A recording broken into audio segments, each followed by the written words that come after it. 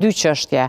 Nuk mundemi ta fajsojmë zotin Kurtin, qofse dojmë të jemi korrekt, se pse nuk e bën Zojen Osmani përsëri prezidente. Nuk e ka për detyrë zoti Kurti, çaja ka bërgj me e bë edhe një herë Zojen Osmani prezidente. Në qoftë se e shohim në mënyrë korrekte. Çka ka bërgj?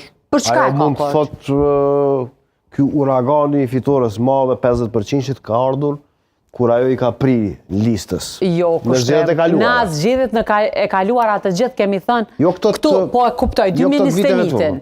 2021-ën domethënë kanë marrë shumë vota për shkak Zojës Osmani. 4 vite. Ajo mund të thotë se nuk do të thotë që është ashtu. Ajo po thotë, po çka u bë 2026-ën, kur i mur 51% veç vet. Ai ishte prisi i listës.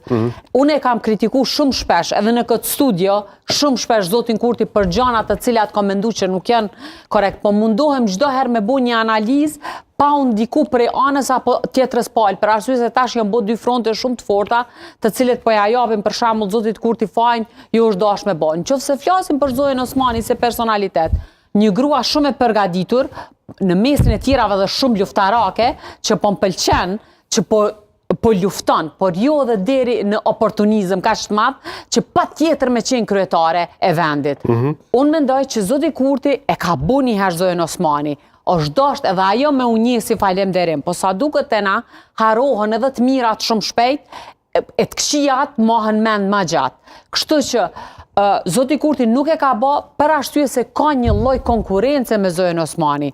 Zotit Kurti, Zoja Osmani e ka mbulu në arenën ndërkombëtare komplet. Ja ka marrë atë glamurën, atë shkëlqimin që e ka pas kjo zoti Kurti nuk ka shprehje prej saj. Edhe në njënën mënyrë kur i ki 51%, ndoshta po mundohem me qenë në vendin e tij dhe me thonë, po unë i kam 51% që më kanë votu populli, po du me qenë unë e njishi.